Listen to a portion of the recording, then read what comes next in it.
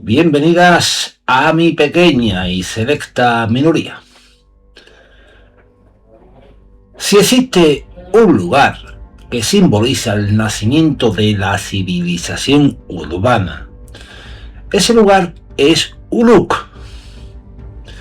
Aunque sería metodológicamente incorrecto afirmar que fue la primera ciudad de la historia en sentido absoluto, ya que el registro arqueológico siempre permanece abierto a nuevos descubrimientos, claro está, el consenso de la investigación actual la considera el primer gran centro urbano plenamente desarrollado conocido hasta la fecha. Repito esto. El consenso de la investigación actual la considera el primer gran centro urbano plenamente desarrollado conocido hasta la fecha, y el mejor ejemplo del proceso histórico denominado revolución urbana, concepto formulado por V. Gordon Childe y posteriormente revisado por numerosos especialistas. En Uruk convergieron por primera vez de forma claramente documentada los principales elementos que caracterizan a una sociedad urbana compleja.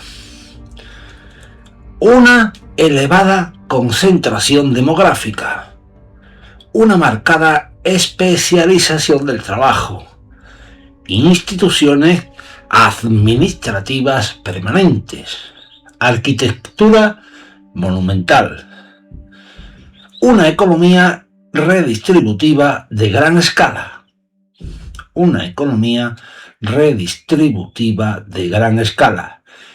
extensas redes comerciales y los primeros sistemas de escritura con finalidad administrativa. Ninguno de estos elementos apareció de forma aislada. Todos fueron el resultado de un largo proceso histórico que se había iniciado miles de años antes. La ciudad se encontraba en el extremo meridional de Mesopotamia, en la actual provincia iraquí de Al-Muthanna, sobre una inmensa llanura aluvial formada por los sedimentos depositados durante milenios por el Tigris y el Éufrates.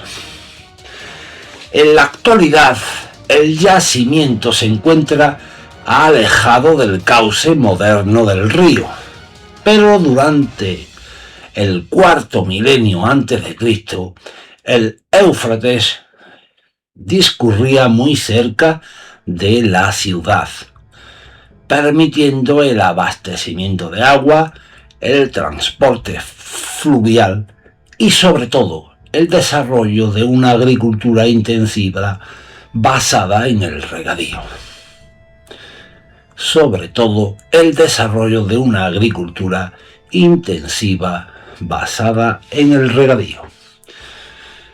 La geografía del sur mesopotámico condicionó profundamente el desarrollo de esta civilización. A diferencia del valle del Nilo, donde las inundaciones presentaban una notable regularidad estacional, los ríos mesopotámicos eran mucho más impredecibles. Los ríos mesopotámicos, a diferencia del Nilo, eran mucho más impredecibles. Las crecidas podían adelantarse y también retrasarse, destruir los cultivos o resultar insuficientes para garantizar las cosechas. A ello se unía la escasez casi absoluta de piedra, madera y metales, recursos indispensables para cualquier sociedad compleja. Paradójicamente, fueron precisamente estas limitaciones las que impulsaron la innovación. Controlar el agua exigía construir kilómetros de canales principales y secundarios, diques, esclusas y sistemas de drenaje. Su mantenimiento requería movilizar a centenares de trabajadores durante determinadas épocas del año. Esto es importante, ninguna familia podía afrontar semejante tarea de forma individual, y fue necesario desarrollar mecanismos permanentes de cooperación, planificación y autoridad capaces de organizar grandes obras hidráulicas. Muchos investigadores consideran que esta necesidad desempeñó un papel decisivo en el surgimiento de instituciones políticas cada vez más complejas. Sin embargo, el origen de Uruk no puede comprenderse sin retroceder varios milenios. Las investigaciones arqueológicas demuestran que la ciudad no apareció de manera repentina. Durante el periodo de Ubaid, aproximadamente durante el 6500 y 3800 a.C., ya existían pequeñas aldeas agrícolas repartidas por el sur de Mesopotamia. Estas comunidades introdujeron innovaciones fundamentales: la agricultura irrigada, la construcción sistemática con adobe, los primeros templos comunitarios y una creciente diferenciación social. A lo largo del cuarto milenio a.C., ese proceso se aceleró extraordinariamente. Los arqueólogos distinguen habitualmente dos grandes fases: Uruk temprano y Uruk tardío. Durante este último periodo, aproximadamente entre el 3600 y 3100 a.C., la ciudad experimentó un crecimiento sin precedentes.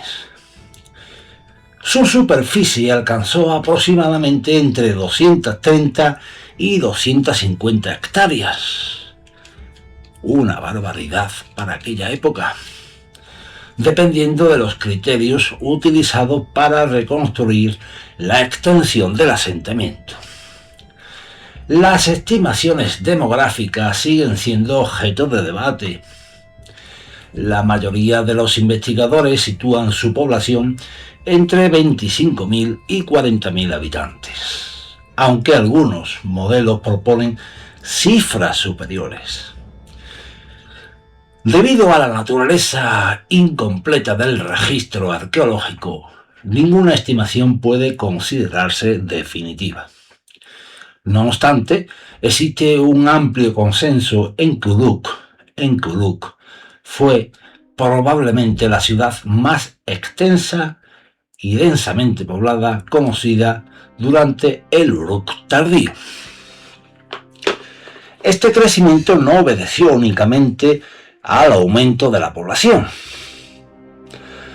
También fue consecuencia de profundas transformaciones económicas.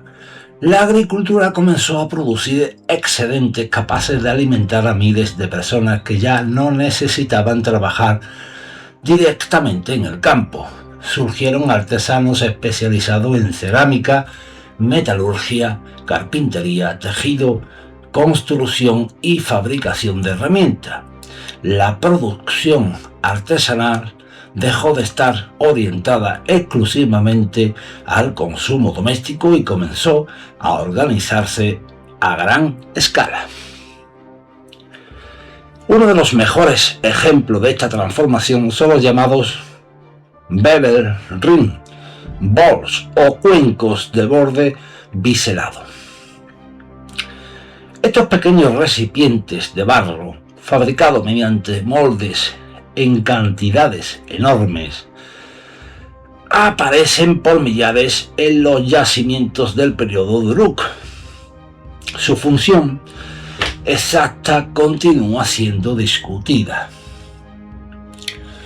La hipótesis más aceptada sostiene que servían para distribuir raciones de cereal o pan entre trabajadores dependientes de las instituciones templarias.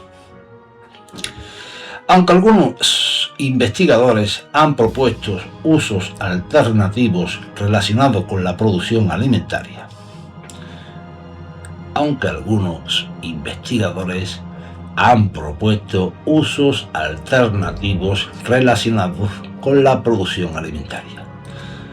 Quiero terminar el vídeo rápido y se me agolpan las palabras, perdonadme.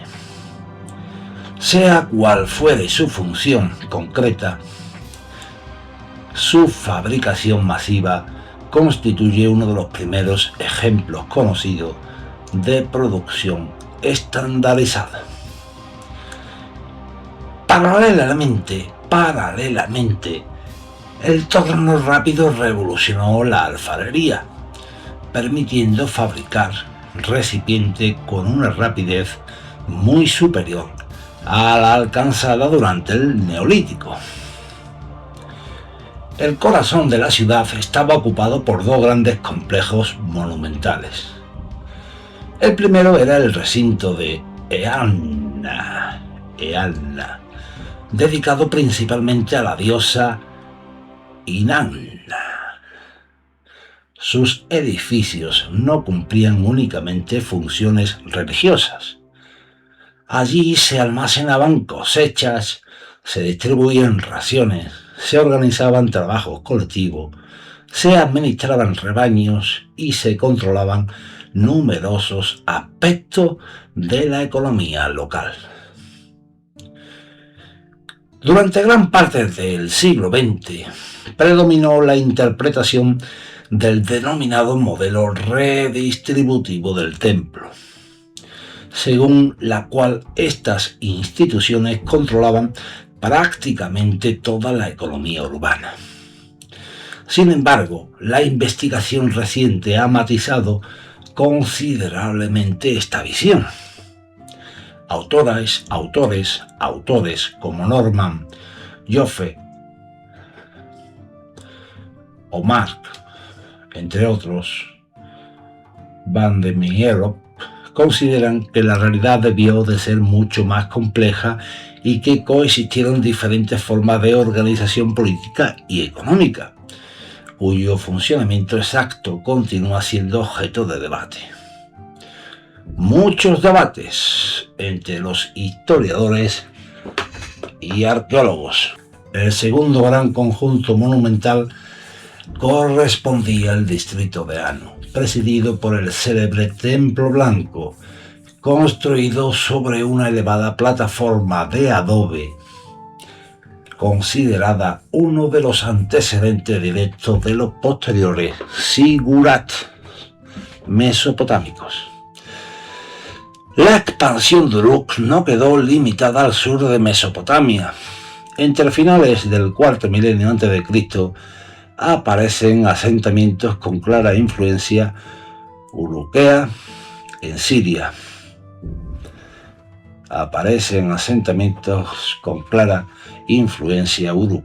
Siria. Anatolia y parte del actual Irán. Cerámica, sellos cilíndricos, sistemas administrativos y técnicas constructivas muestran una sorprendente uniformidad.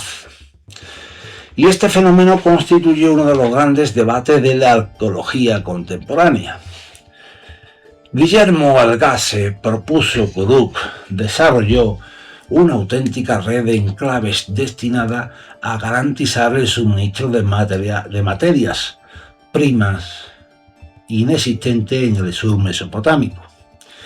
Otros investigadores como Jason Ur, Norman Joffe o Piotr Steinkelje consideran que este modelo resulta excesivamente centralizado y defienden interpretaciones más flexibles basadas en redes comerciales, migraciones, contactos culturales y procesos regionales de interacción.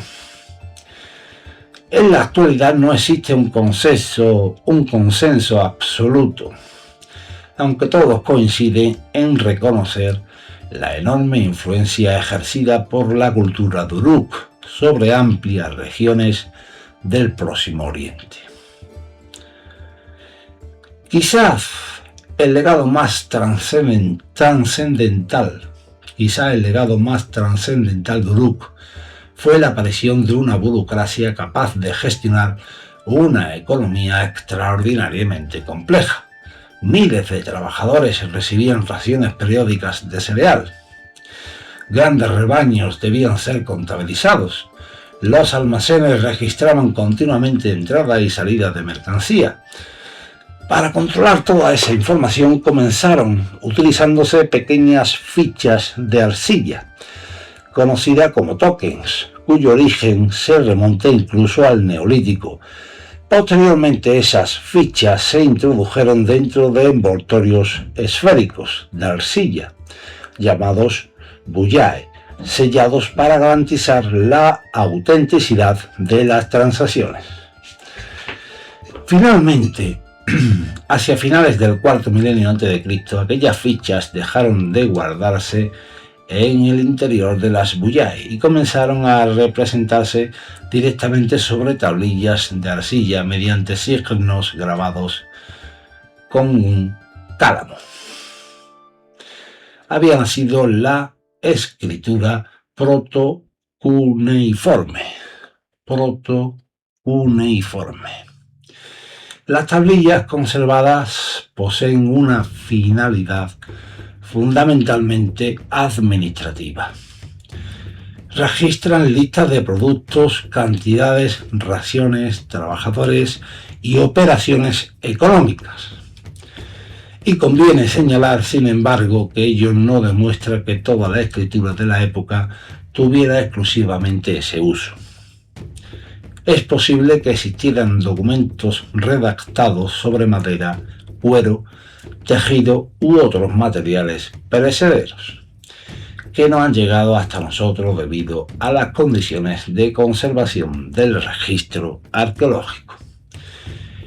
Y con el paso de los siglos, aquella escritura evolucionaría hasta convertirse en el sistema cuneiforme, plenamente desarrollado, capaz de registrar leyes, tratados internacionales, textos matemáticos, observaciones astronómicas, himnos religiosos y algunas de las obras literarias más importantes de la antigüedad.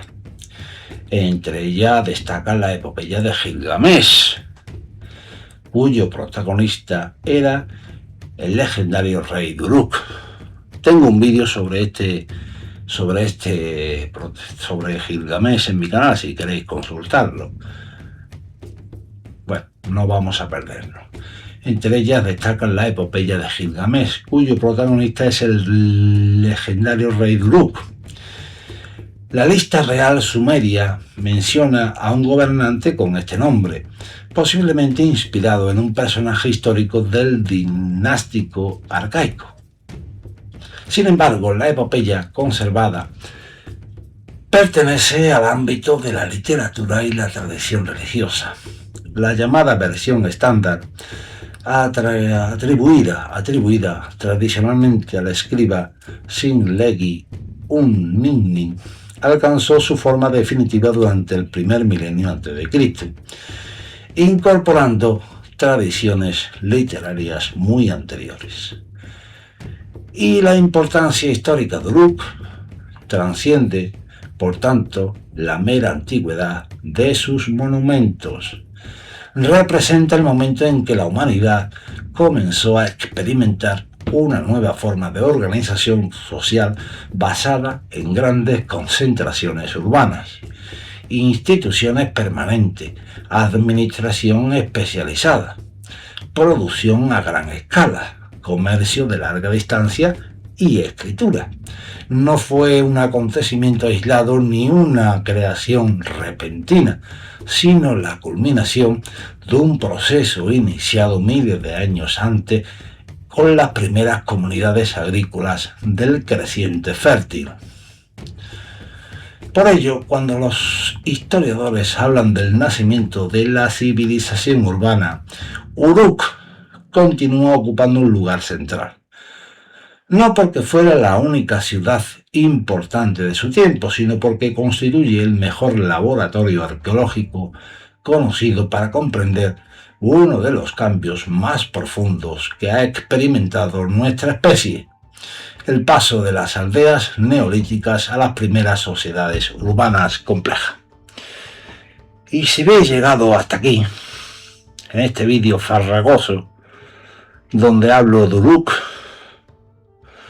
podéis comentar, podéis hacer sugerencias, podéis darle al me gusta y si queréis podéis suscribirse.